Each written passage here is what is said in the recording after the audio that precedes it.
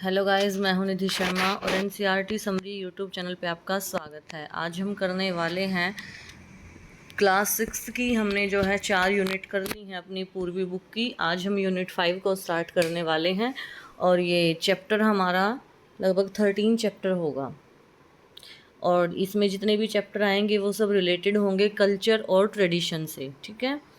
हमारा Bharat incredible India. हमारा Bharat incredible India means जैसे जिस पे हम विश्वास नहीं कर सकते, ऐसी ऐसी चीज़ें हमारे इंडिया के अंदर होती हैं। तो ये वो है। Bharat has been known worldwide as a land of wise and heroic individuals. Bharat को जो है पूरे के पूरे संसार में जाना जाता है एक ऐसी धरती के रूप में जहाँ पर बड़े बुद्धिमान और हीरोइक इंडिविजुअल मीन्स जो साहसी काम करने वाले लोग हैं वो रहते हैं। It's rich and diverse culture, इसका जो विशाल और विभिन्न जो हमारा कल्चर है, जैसे जो हमारी संस्कृति है, has attracted numerous travels since ancient time. वो किसको अट्रैक्ट करती है? आने वाले असंख्य यात्रियों को यहाँ पर आने के लिए वो आकर्षित करती है पुराने टाइम से ही। The people here live in unison, यहाँ पर जो लोग हैं वो एकता में रहते हैं। Presenting to the world unity in diversity, और वो क्या चीज़ प्रेजेंट करते हैं कि कैसे हम विभिन्नता होते हुए भी हम एकता में रहते हैं। Bharat is a land rich with rivers, lakes and high mountains. Bharat एक ऐसी धरती है जहाँ पर बहुत सारी नदियाँ, झीलें और बड़े बड़े पर्वत पाए जाते हैं। Its green forest are home to many plants, insects, birds and animals. और इसके जो हरे भरे जंगल हैं वो घर हैं बहुत सारे पौधों का, और जो इंसेक्ट हैं हमारे उनका, पक्षियों का और पशुओं का। All these elements ensure that Bharat prospers and it is respected globally। और ये सब जो तत्व हैं वो हमें विश्वास दिलाते हैं कि जो भारत है वो बड़ा खुशहाल, और भारत का पूरे के पूरे वर्ल्ड में काफ़ी इज्जत की जाती है एज इट्स इनहेबिटेंट। और जैसे इसके यहाँ के निवासी हैं, we need to continue working hard. हमें भी ज़रूरत है ऐसे ही लगातार कड़ी मेहनत करने की। And make sure that it prosper, और हमें ये भी मेक श्योर मतलब हमें ये भी रखना है कि ये ऐसे ही प्रोस्पर करता रहे, समृद्धि की तरफ जाता रहे, क्योंकि हम यहाँ के निवासी हैं। ये हमारी जिम्मेवारी बनती है कि हम जो है भारत को ऐसे ही आगे सक्सेस के रास्ते पर चलाते रहें।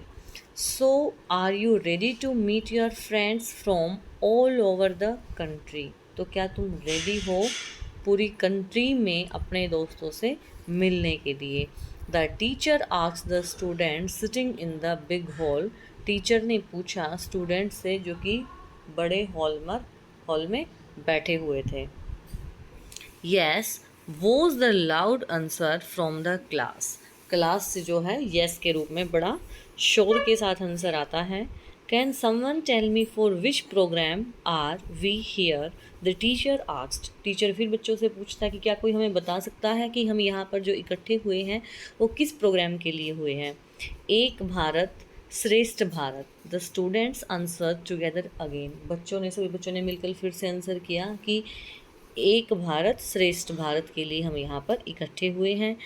Please raise your hand to tell me what it is all about, the teacher asked. Teacher फिर से कहते हैं कि तुम जो है सारे मिलकर एक आवाज़ में मुझे बताओ कि ये है क्या। Many hands went up and some were jumping to answer. बहुत सारे हाथ ऊपर हो गए और कुछ बच्चे जो है जंप करने लगे आंसर बताने के लिए।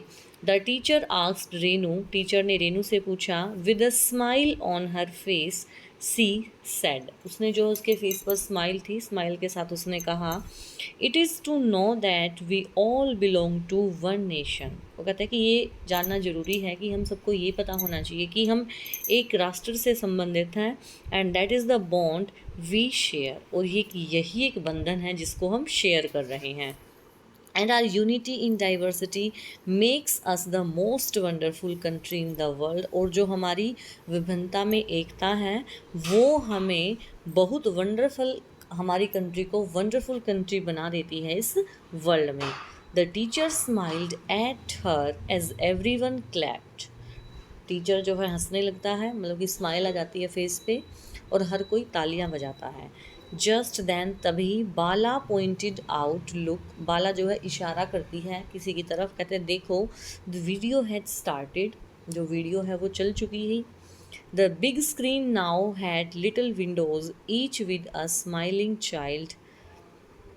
द बिग स्क्रीन, और जो पूरी की पूरी बिग स्क्रीन है, नाउ हैड लिटिल विंडोज, उस पर लिटिल विंडोज थी और हर विंडो में एक स्माइलिंग चाइल्ड था। Each child had something to share, और हर बच्चे के पास कुछ न कुछ शेयर करने के लिए था। प्रणाम, I am Akanksha from Uttarakhand. तो एक बच्चा कहता है कि मैं आकांक्षा हूँ उत्तराखंड से।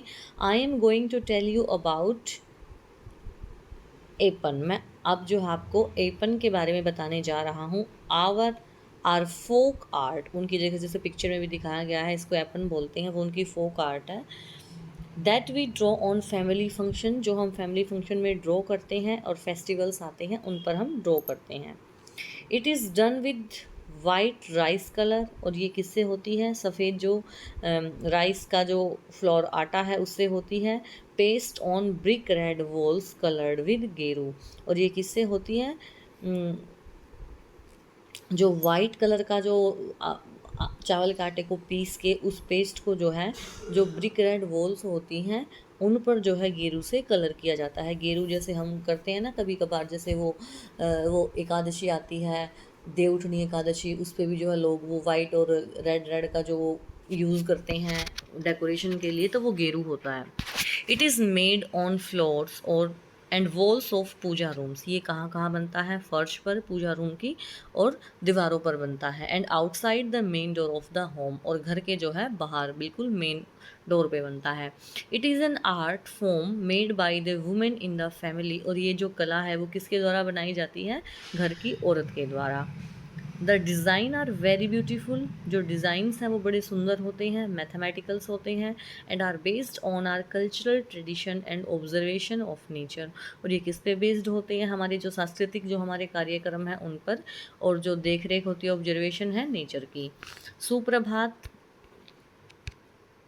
I am Priya Ranjan from Odisha, मैं प्रिया रंजन हूँ ओडिशा से।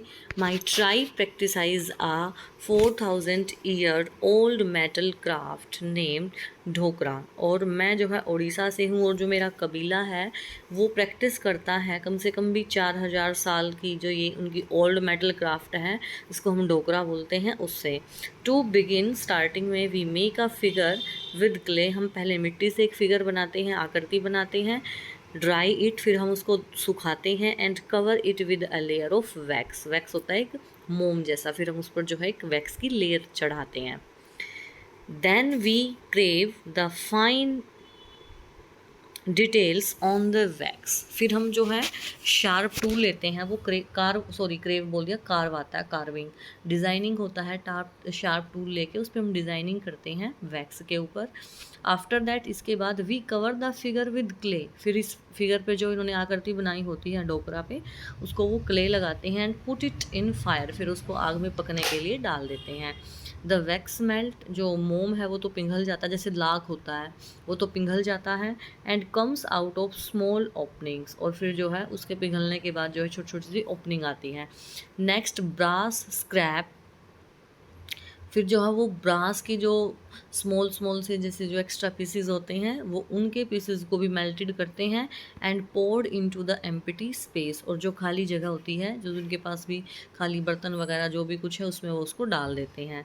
The liquid matter takes the same shape on the wax, मतलब कि देखो जो इसके अंदर है ना, जो इन्होंने वो शेप बनाई थी, वैक्स को पिघला दिया, फिर जो वो अंदर शेप बनी ना उसका खोखला जो पन है, उसमें ये स्क्रैप डालते हैं, ब्रास के स्क्रैप, ताकि जो है उस वैक्स की भी, जैसे वैक्स की सेम शेप आई थी ऐसे ही जो है वैक्स जैसी सेम शेप इसकी आ जाए।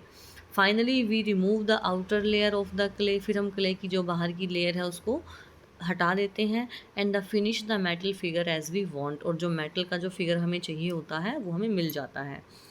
Suprabhatam, I am Chitra from Kerala, सुप्रभातम, मैं चित्रा हूँ केरला से। I want to tell you about coconut shell craft. मैं आपको कोकोनट का जो शेल क्राफ्ट है, कोकोनट का जो खोखला हिस्सा बचता है उससे जो शेल से जो क्या क्राफ्ट होता है, मैं आपको वो बताने वाली हूँ। First we clean the outside and inside of a brown coconut shell. सबसे पहले तो हम जो है ब्राउन कोकोनट शेल होता है जो उसको अंदर बाहर से अच्छे से साफ़ करेंगे।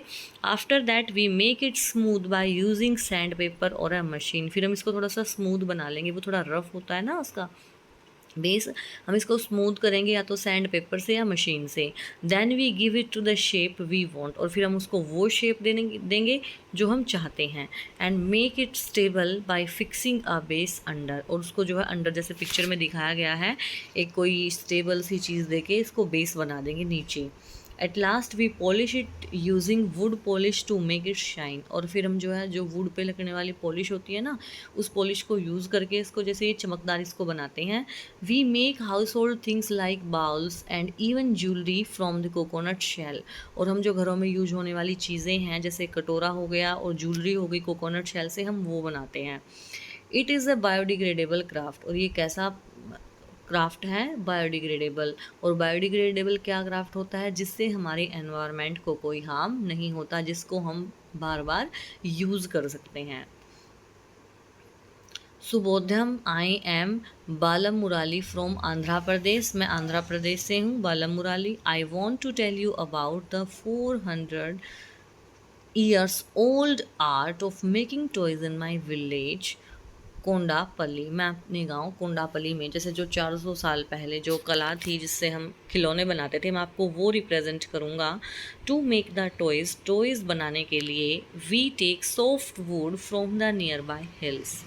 हम जो है नज़दीक के जो पहाड़ियाँ हैं वहाँ से हम लकड़ी लाते हैं। After that we carve each part of toy separately, फिर हम हर खिलौने का जो हर पार्ट है उसको डिज़ाइन करते हैं, ठीक है। Then we use makku, a paste of tamarind seed powder. हम जो है फिर मक्कू यूज़ करते हैं, जैसे जो इमली के बीज का जो पाउडर है ना, उसका पेस्ट जिसको मक्कू बोलते हैं, हम उसको यूज़ करते हैं। एंड सो डस्ट, और जो है जो लकड़ी का जो डस्ट है उसको बोलते हैं sawdust. To join the pieces together, उन पीसेस को जोड़ने के लिए।